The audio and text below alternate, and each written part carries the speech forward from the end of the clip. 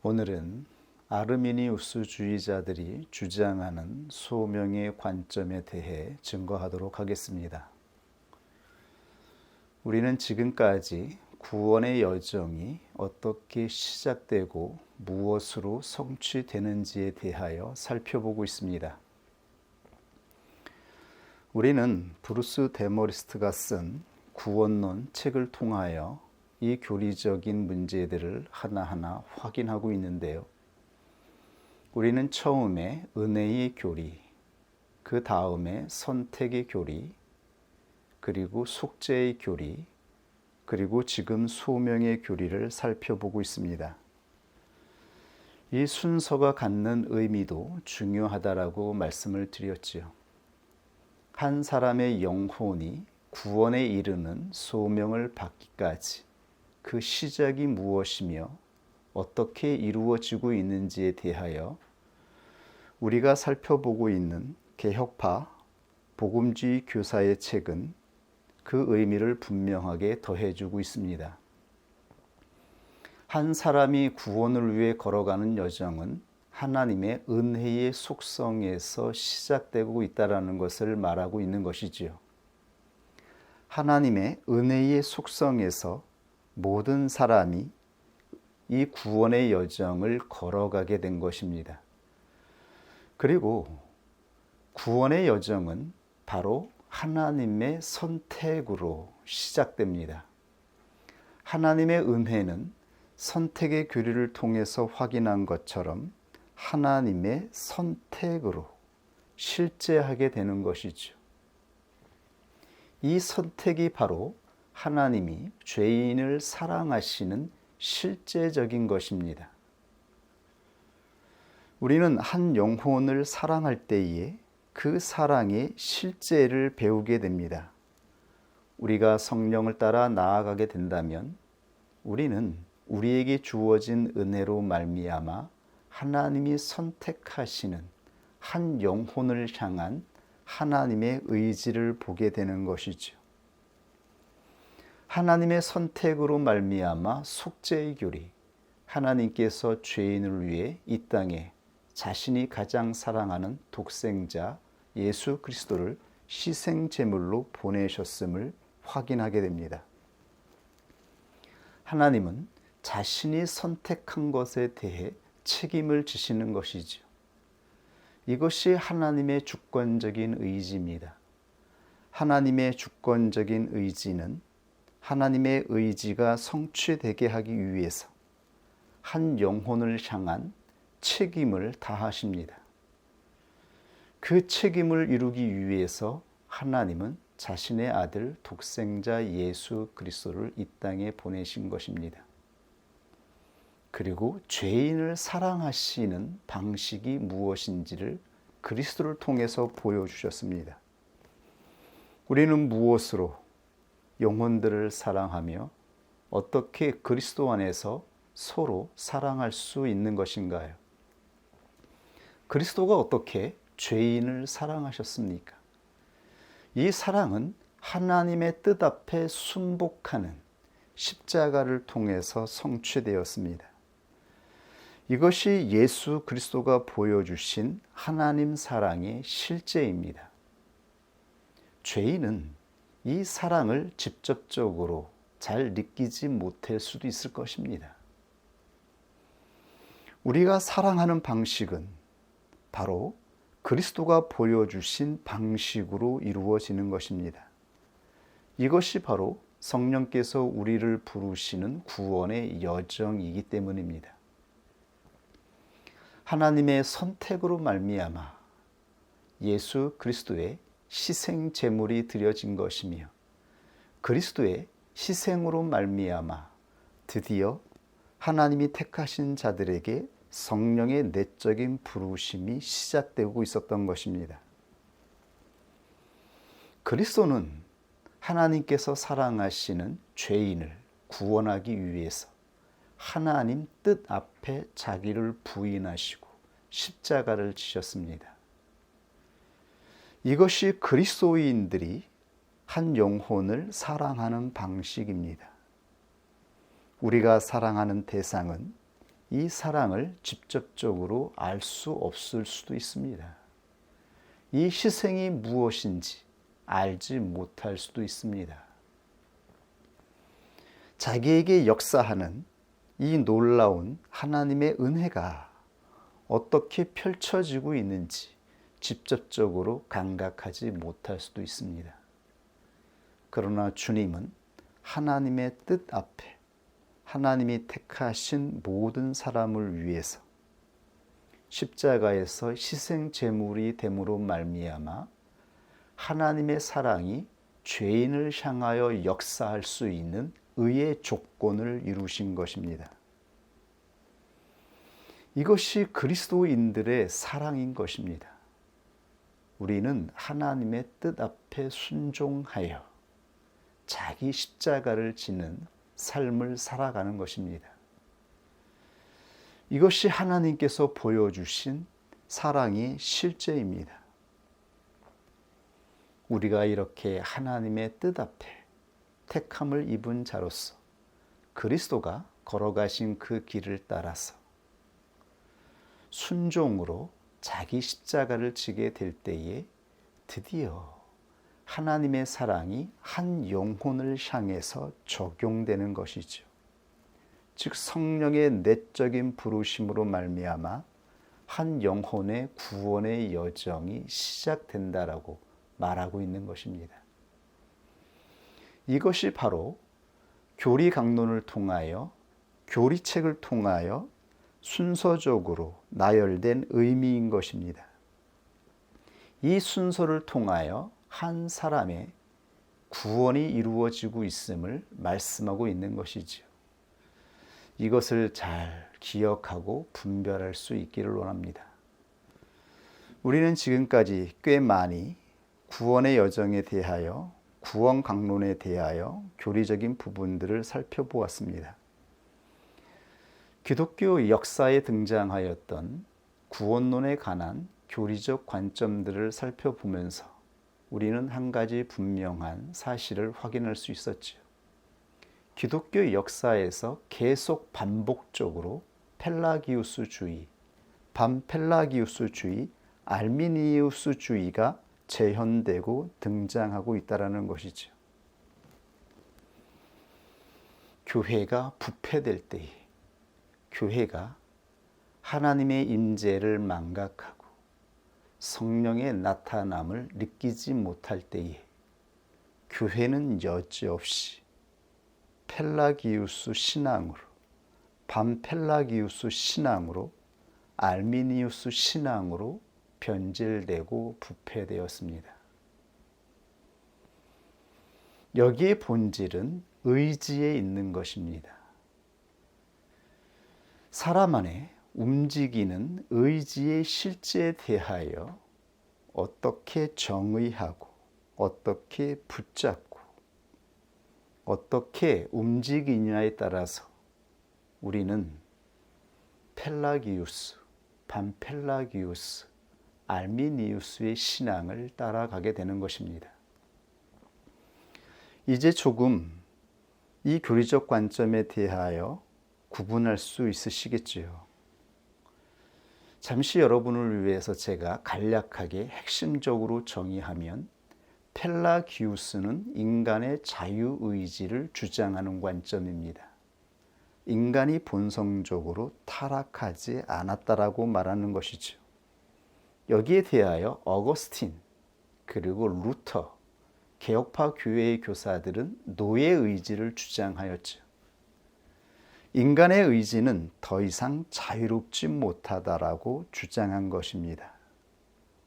죄의 지배를 받는 노예 의지라고 말했던 것입니다. 그렇다면 반펠라기우스는 무엇입니까? 반펠라기우스는 상처의 교리를 주장합니다. 이 개념을 잘 기억하십시오. 상처라고 하는 말은 반펠라기우스 주의에서 시작된 개념입니다. 인간은 상처를 받았다라고 말하는 것이죠. 전적으로 부패된 것이 아니라 죄로 인해 상처를 받았다라고 말하는 것입니다. 여전히 인간의 선한 의지, 자유의지가 남아있다라고 말하는 것이죠. 그러므로 인간 스스로 하나님을 찾아야 되고 하나님을 향한 구원의 여정을 시작해야 된다라고 말하는 관점입니다. 그렇다면 아르미니우스 주의자가 주장하는 교리적인 관점은 무엇인가요? 그것은 회복의 교리로 요약할 수가 있습니다. 인간의 자유의지가 회복되었다라고 말하는 것입니다. 아르미니우스는 원래 개혁파 교회의 목회자였습니다. 그는 인간이 전적으로 타락했다라고 하는 것을 받아들이는 그 본질적인 의미에서 개혁파 교회와 동일한 관점을 가지고 있습니다. 그러나 예수 그리스도의 십자가의 속죄 사역이 모든 사람에게 보편적으로 적용되었다라고 믿습니다. 그러므로 우리 안에 있는 이 의지가 회복되었다라고 말하는 것입니다. 그러므로 인간이 책임을 지고 구원을 이루어야 된다라고 말하는 것이죠. 이 개념들을 명심하십시오. 회복의 교리, 상처의 교리, 그리고 인간의 자유의지를 주장하는 이 관점이 어디에서 시작되고 어떠한 교리적인 관점을 나타내고 있는지를 구분할 수 있어야 됩니다. 이 부분을 잘 명심할 수 있기를 원합니다. 그렇다면 왜 기독교 역사를 통해서 계속 반복적으로 밤펠라기우스와 아르미니우스 주의자들이 등장하게 되는 것일까요? 왜 이들은 끊임없이 인간의 의지를 주장하는 것일까요? 인간의 의지로 구원을 얻을 수 있다라고 증거하는 것일까요? 그 이유가 무엇일까요? 그것은 하나님의 임재를 상실했기 때문입니다. 더 이상 하나님의 임재가 느껴지지 않습니다. 신적인 형상에 대한 감각이 이루어지지 않습니다. 실존적으로 신앙생활하는 그리스도인의 삶에 생기가 없어집니다. 무력해집니다. 의지가 곧 생명의 실체인데 의지를 낼 수가 없는 것이죠. 우리의 의지가 멈추면 우리의 삶도 멈추고 우리의 인생도 멈추게 됩니다. 의지는 작용해야 하고 작동해야 합니다. 그러므로 이 의지를 사용하기 위해서 이들은 끊임없이 하나님 대신에 다른 것을 대체하여 붙잡는 것이지요. 그래서 우상을 섬기게 되는 것입니다. 볼 수 있는 것, 느낄 수 있는 것, 감각할 수 있는 것을 바라보며 자신들이 느끼고 감각하는 것을 하나님으로 대체하여 열심을 내게 되는 것이죠. 열심을 낼 때에 사람은 살아있다라고 하는 그러한 감각을 갖게 되기 때문입니다. 살아있고 싶어 하는 것이죠. 아무런 의지 없이 살아간다라고 생각해 보십시오. 아침에 일어났을 때에 내가 무엇을 해야 할지, 과연 내가 어떤 것에 의지를 내야 할지 아무것도 보이지 않는다라고 생각해 보십시오.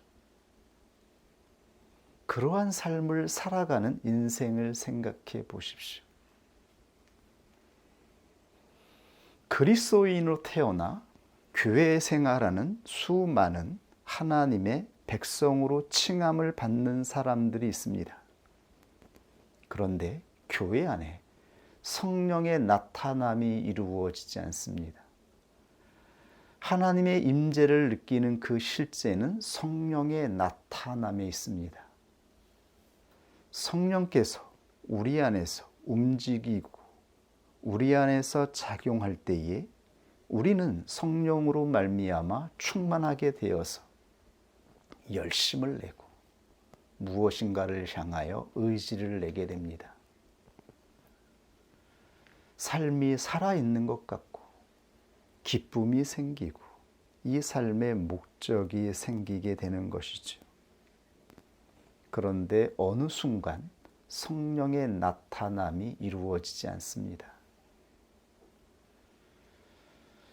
우리가 죄로 인하여서 부패하게 되었을 때에, 타락하게 되었을 때에 성령은 육체를 통하여 역사하지 않기 때문입니다. 사람은 끊임없이 부패되어 갑니다. 더 많은 것을 느끼고 더 많은 의지를 작동시키기 위해서 감정을 느끼고 싶어 하죠. 그래서 어느새 하나님의 은혜로 시작된 의지가 욕정으로 그리고 열심으로 나아가면서 우리의 혈기와 분노로 감정들이 발산하게 되는 것이죠. 이 욕정으로 감정들이 발생하여서 작용하게 될 때 사람들은 그것으로 쾌락을 느끼고 살아있음을 느끼는 것입니다. 그러나 이렇게 육체를 따라 그리스도인들이 부패하게 되면 더 이상 성령은 나타나지 않게 됩니다. 거룩한 성령은 우리 안에서 역사하지 않게 되는 것이지요. 그때 사람이 대체할 수 있는 것이 무엇입니까? 하나님 대신 다른 것으로 대체하는 것이지요.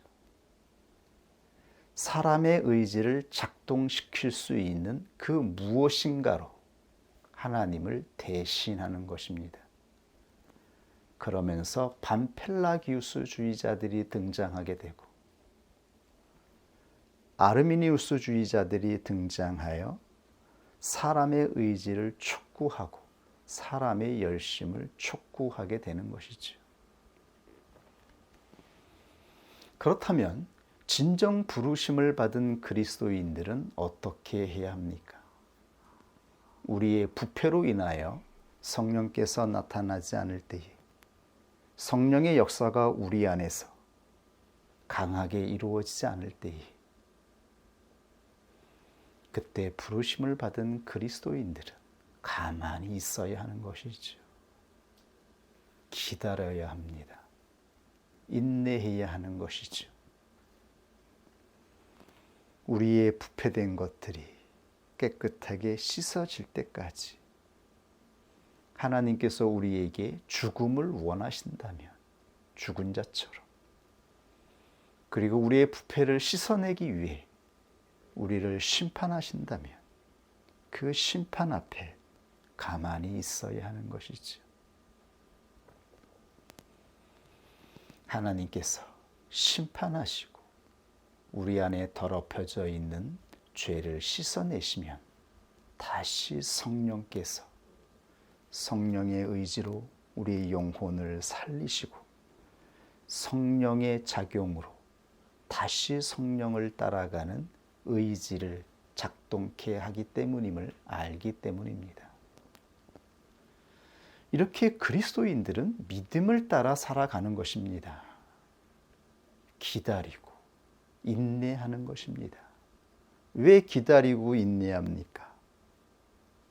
하나님께서 우리에게 보내신 성령을 경험했고 알기 때문인 것이죠. 성령께서 우리의 죄를 씻어내고 연단하실 것을 믿기 때문인 것입니다. 이 믿음을 따라 죽기까지 인내해야 하는 것이죠. 인내하는 것은 한편으로는 지루하고 힘든 일이지요. 아무것도 보이지 않는 인생 속에 홀로 있는 것처럼 느껴집니다. 하나님은 이때 우리가 하나님 앞에 남아있는 우리에게 주신 은혜를 붙잡고 하나님을 바라보며 은총을 구하고 하나님께서 다시 우리의 주인이 되어 주시기를, 하나님이 다시 주권적인 의지로 우리를 지배하여 주시기를 바라는 소원으로 참고 기다리기를 원하시는 것입니다. 이러한 삶을 견딜 수 없어서 의지를 멈추고 가만히 있는 것이 사람의 본성에 가장 괴로운 일이어서 사람은 끊임없이 자기의 뜻으로, 자기의 방식으로 의지를 작동시킬 때에 결국 그는 하나님의 살아있는 역사를 부정하고 하나님의 인격적인 의지를 부정하고 사람의 의지를 강조하는 상태가 되어지는 것입니다. 이렇게 교회가 변질되고 부패되었습니다. 그러나 하나님은 언제나 그때마다 주권적인 의지로 하나님의 진리의 성령을 통하여 부르신 종을 통하여 교회를 개혁하신 것입니다. 교회를 깨끗하게 하시고 하나님의 거룩의 속성으로 다시 세우셨던 것이죠. 이렇게 하나님께서 우리 교회를 다시 세워주실 것을 믿고 바라보고 있는 것입니다. 본론으로 들어가서 오늘은 아르미니우스주의자들이 주장하는 소명의 관점을 살펴보겠습니다. 아르미니우스주의자들은 보편 속죄론을 믿고 있습니다.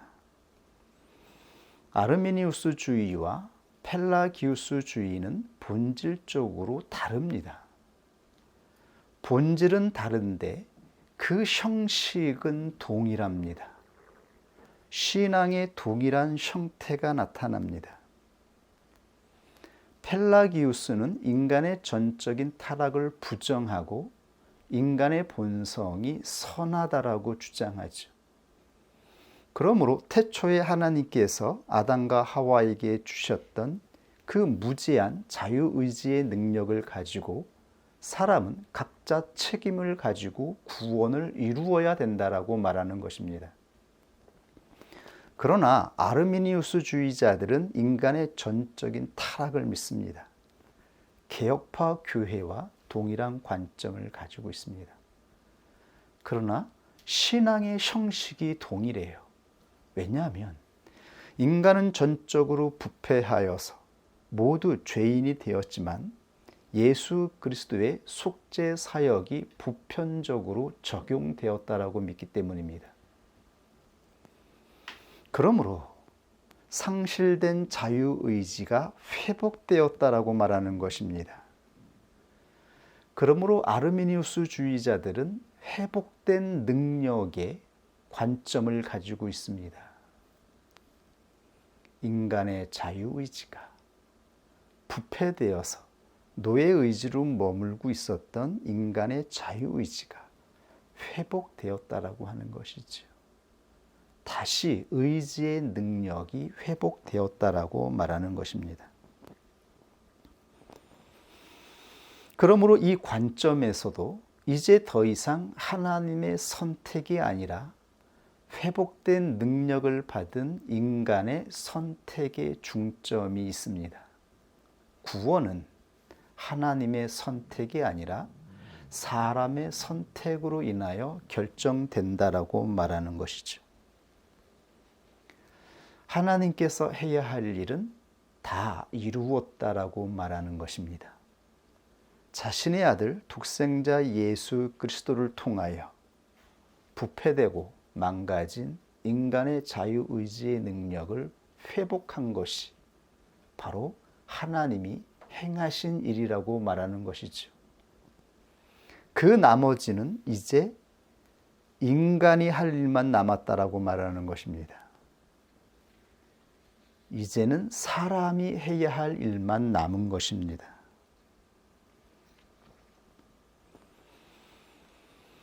이러한 교리적인 믿음을 가지고 있는 교회의 형태는 어떠할까요?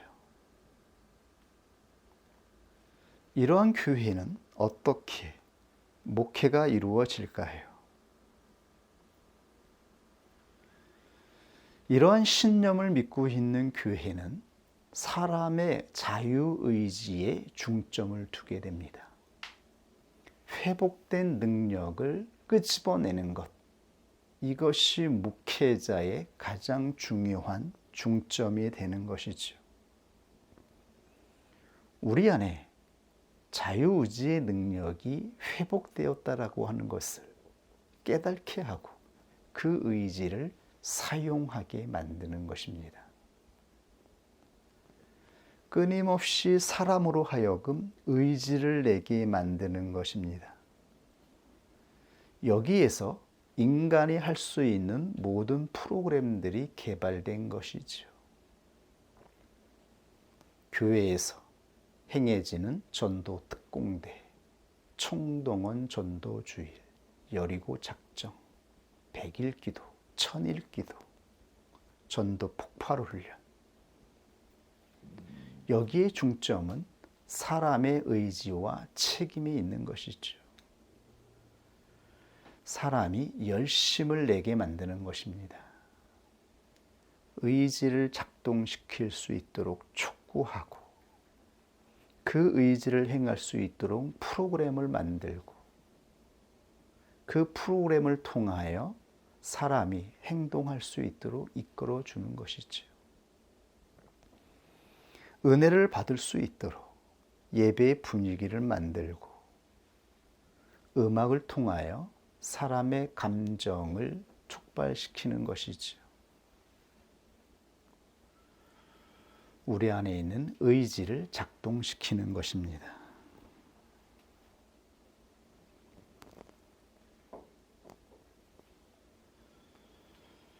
저도 한때 전도 특공대, 여리고 작전, 전도 폭발 훈련, 그리고 모든 찬양 인도, 그리고 교회에서 행해지는 이 모든 프로그램들을 인도하였습니다.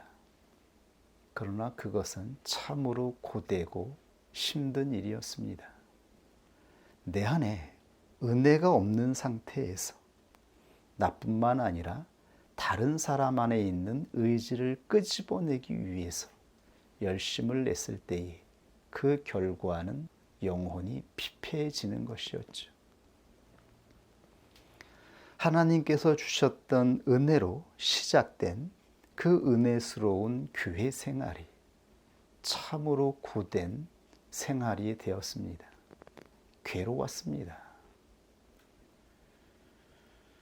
그 사람 안에 있는 잠잠하고 움직이지 않는 그 의지를 억지로 끌어내는 것이 그것이 가능하겠습니까? 그것이 우리의 삶의 구원을 가져다 줄 수 있을까요? 우리의 영혼의 진정한 자유를 느끼게 할 수 있을까요? 자유의지가 회복되었기 때문에 그 의지를 끄집어내기 위해서 행하는 모든 의지들이 오히려 우리의 자유를 파괴하고 괴롭게 만들고 우리의 영혼을 힘들게 하는 수단이 되었던 것이죠. 그때에 하나님은 진리의 조명으로, 진리의 성령으로 이루어지는 조명으로 말미암아 하나님께서 원하시는 의지, 하나님께서 부르시는 의지, 하나님께서 보게 하시는 그 삶의 목적을 향하여 나아가게 했을 때에 그때 비로소 영혼이 자유롭고 은혜 가운데에서 평안할 수 있었던 것이죠. 이것이 바로 하나님이 말씀하시는 의지입니다. 하나님의 주권적인 의지로 말미암아 한 사람의 영혼을 깨우시고 그 영혼을 성령으로 비추어 주실 때에 비로소 우리는 자유로운 의지를 사용할 수 있게 되는 것이지요. 하나님의 의지가 멈추면 우리도 멈추어야 하는 것이며, 하나님께서 주권적인 의지로 이끄시면 그 의지를 따라가는 것입니다. 그때 우리는 진정 나그네로서 자유로운 삶을 살아갈 수가 있는 것이지요. 이것이 그리스도인에게 주신 삶이라고 생각합니다. 이것이 하나님께서 인도하시는 구원의 여정을 걸어가는 진정한 그리스도인들의 자유로운 삶이라고 생각합니다. 이것을 우리가 잊지 않았으면 좋겠습니다. 명심했으면 좋겠습니다. 오늘 강론의 결론으로 아르미니우스주의자들이 말하는 철학적인 원리를 잠깐 요약하겠습니다. 첫째는 하나님의 주권은 사람의 자유와 양립할 수 없으며 따라서 인간의 책임도 양립할 수 없다라고 말합니다. 이 말의 의미는 하나님의 주권을 받아들일 수 없다라는 의미입니다. 인간의 책임과 하나님의 주권은 양립할 수 없다라고 말하는 것이지요. 구원을 얻는 것이 인간의 책임이라면 하나님의 주권은 개입해서는 안 된다라고 말하는 것입니다. 그 이유는 두 번째 나오는데, 둘째, 가능성의 의무를 제한하기 때문입니다. 믿음은 모든 듣는 사람에게 의무이므로 믿을 수 있는 가능성은 보편적이다. 이것이 바로 아르미니우스주의자들이 주장하는 철학적인 원리입니다. 성경적인 관점이 아닙니다. 철학적인 원리를 가지고 말하는 것입니다. 가능성의 의무를 제한하므로 믿음은 모든 사람에게, 모든 듣는 사람에게 의무이므로, 즉 믿어야 구원을 받죠. 믿어야 구원을 받는 것이 사람에게 주어진 책임이라면 믿을 수 있는 가능성이 있어야 한다라고 하는 것이죠. 믿을 수 있는 자유의지의 능력이 회복되어야 된다라고 말하는 것입니다. 이 가능성이 없는 상태에서 책임을 물을 수 없다라고 말하는 것이지요. 그러므로 이들은 예수 그리스도의 십자가의 희생 제사로 말미암아 성취된 것은 바로 가능성이라고 말하는 것입니다. 하나님은 모든 인간들이 구원을 받을 수 있는 가능성을 창조하였다라고 말하는 것이죠. 이것이 하나님이 행하여 주신 은혜라고 말하는 것입니다. 가능성을 창조하여 주신 것, 우리 안에 회복의 능력을 주신 것입니다. 이제 모든 사람은 하나님을 따라, 하나님이 원하시는 뜻을 따라 나아갈 수 있는 자유의지가 회복되었다라고 말하는 것입니다. 그러므로 믿든지 믿지 않든지, 구원을 받든지 구원을 받지 못하든지 그 책임은 오롯이 인간에게 있다라고 말하는 것이죠. 아르미니우스주의자들이 말하는 이 교리적인 관점을 가지고 있는 그리스도인들도 성령을 믿죠. 그러나 그들이 말하는 성령은 성령의 능력이며 성령이 주시는 총명이며 성령으로 행하여지는 이적이며 성령으로 말미암아 이루어지는 어떠한 생명력을 말하는 것입니다. 즉 성령의 인격에 대하여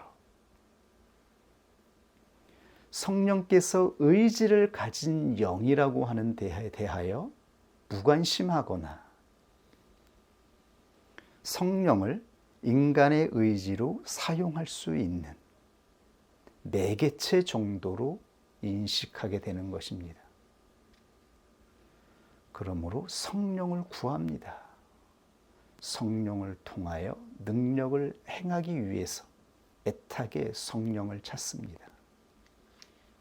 그러나 성령께서 인도하시는 내적인 부르심에 대하여 알지 못하는 것입니다. 그러나 성경의 증거는 우리에게 무엇을 말하고 있습니까? 성령은 단순히 힘이나 능력인가요? 왜 사도 바울은 성령을 따라가라고 말하고 있습니까? 육체를 따라가지 말고 성령을 따라가라 말씀하고 있죠. 성령께서 우리의 구원의 여정을 인도하시는 의지의 영이기 때문이죠. 성령께서도 인격이시기 때문입니다. 성령은 우리가 원하는 대로 우리가 하고 싶은 것을 이루어주는 능력이 아닙니다. 이러한 신앙에서 기복신앙이 발생하고 있는 것이죠. 사람들이 저마다 자기의 의지로 자기가 원하는 것을 구하고 자기가 원하는 것을 이루기 위해서 성령을 매개체로 사용하게 되는 것이죠. 여기에서 원수 마귀의 영이 역사하여 교회의 거룩이 상실되고 하나님의 인격이 부인되어지고 미신과 수많은 우상의 믿음이 발생하게 되는 것입니다. 그러므로 우리는 성경을 통해 나타났던 성령의 역사에 대하여 바르게 이해하고 있어야 하는 것입니다. 사도 바울은 갈라디아서 4장 8절 이하에서 자신이 행한 모든 사역이 어떻게 이루어졌는지에 대해서 증거하고 있습니다. 좀 길지만 한번 살펴보겠습니다. 그러나 너희가 그때에는 하나님을 알지 못하여 본질상 하나님이 아닌 자들에게 종노릇하였더니, 육체의 종노릇하는 상태였다라고 하는 것이죠. 이제는 너희가 하나님을 알 뿐더러 하나님의 아신 바 되었거늘 어찌하여 다시 약하고 천한 초등학문으로 돌아가서 다시 저희에게 종노릇하려 하느냐. 너희가 달과 절기와 해를 삼가 지키니. 달과 절기와 해를 숭상하는 것, 이것은 바로 유대주의자들, 옛사람을 대표하는 율법주의자들이 지키는 신앙의 형태였습니다.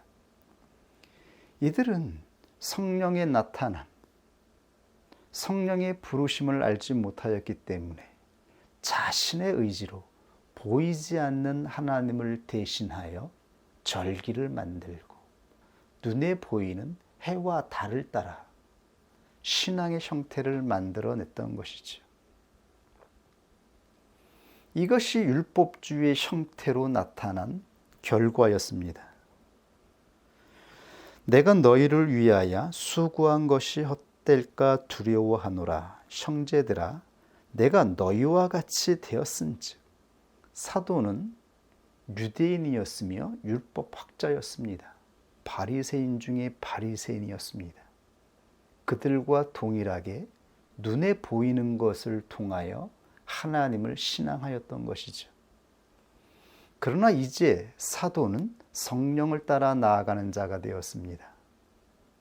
성령을 통하여 하나님의 종으로 복음의 증거자가 되었습니다.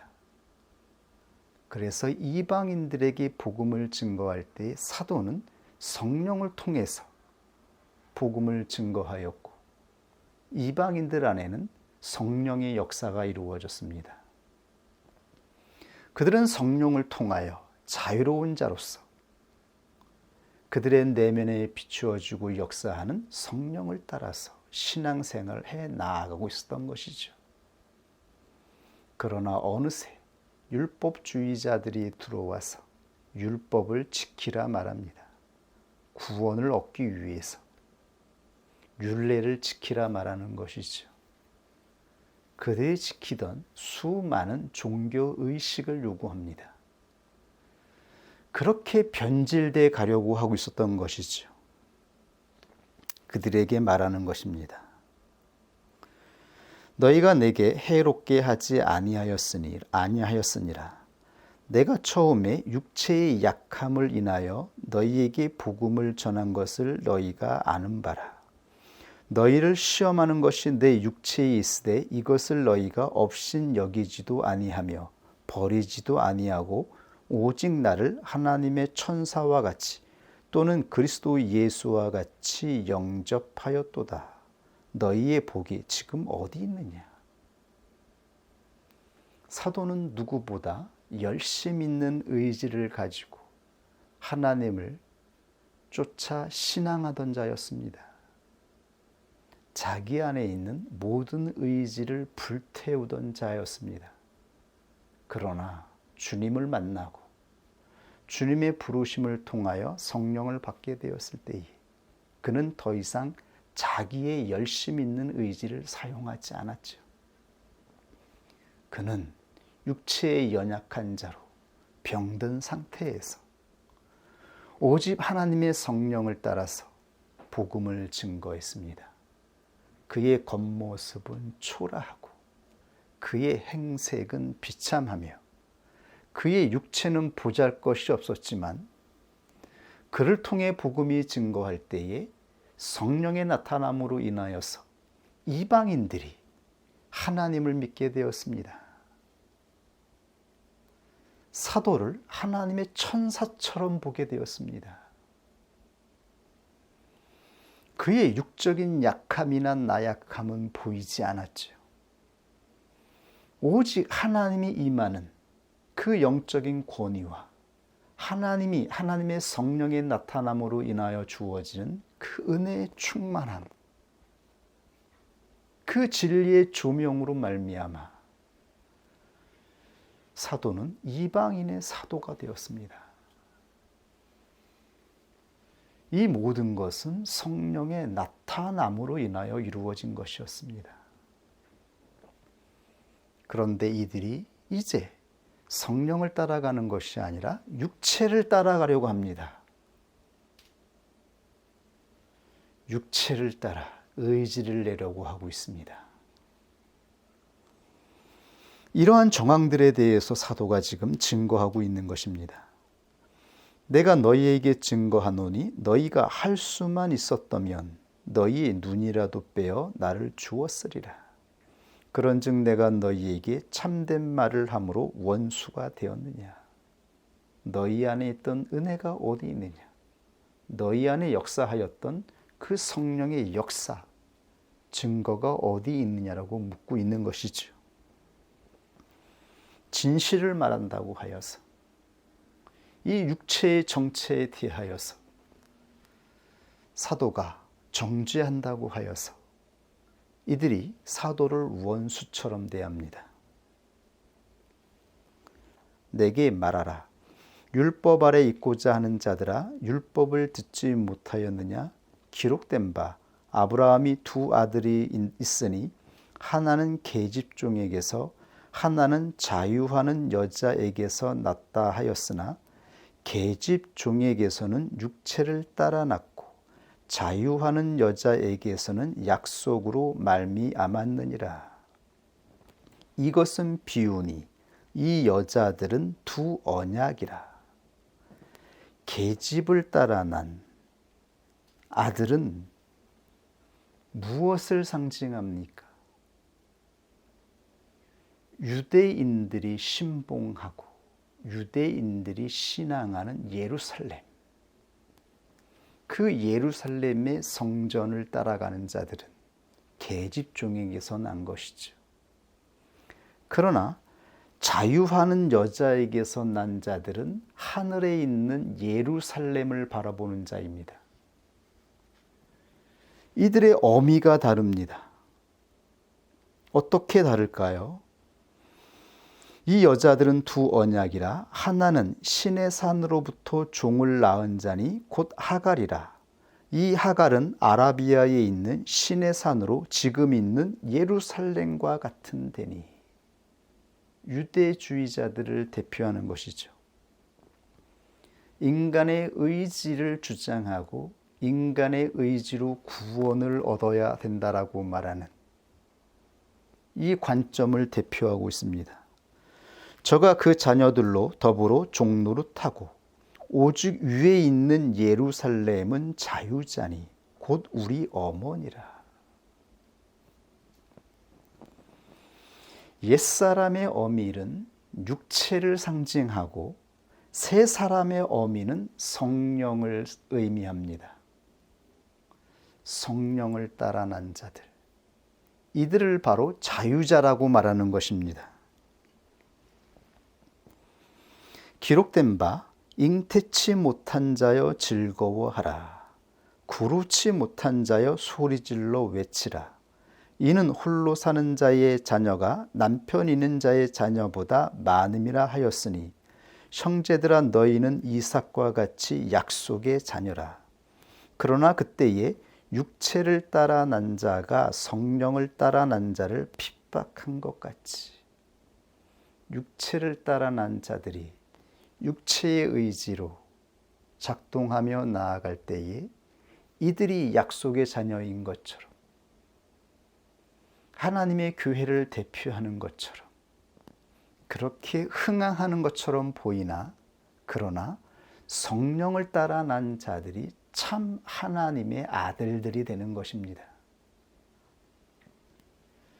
성령을 따라 난 자들이 바로 언약의 자녀들이라고 말하고 있는 것입니다. 성령을 따라 부름을 받아서 성령을 따라 가는 자들은 바로 눈에 보이는 예루살렘이 아니라 위에 있는 예루살렘을 바라보며 걸어가는 진정한 하나님의 자녀라고 말하고 있는 것이죠. 그러나 성경이 무엇을 말하느뇨? 계집종과 그 아들을 내어 쫓으라. 계집종의 아들이 자유하는 여자의 아들로 더불어 유업을 얻지 못하리라 하였느니라. 그런즉 형제들아 우리는 계집종의 자녀가 아니요 자유하는 여자의 자녀니라. 우리는 처음에 육체를 따라 육체의 의지를 가지고 하나님을 섬기며 신앙생활하며 열심을 내었습니다. 그러나 이것은 바로 옛사람을 비유합니다. 옛사람은 부패되고 타락한 자기 의지로 열심을 내는 자들을 의미합니다. 그러나 새 사람은 성령을 따라 나아가는 자들입니다. 내적인 성령의 부르심과 조명을 따라 나아가는 자들.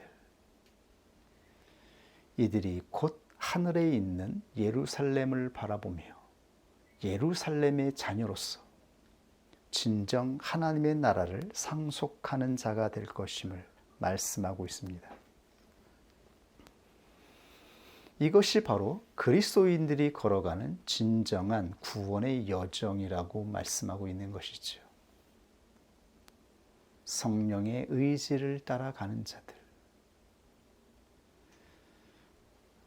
교회에 임한 인격의 영을 따라가는 자들,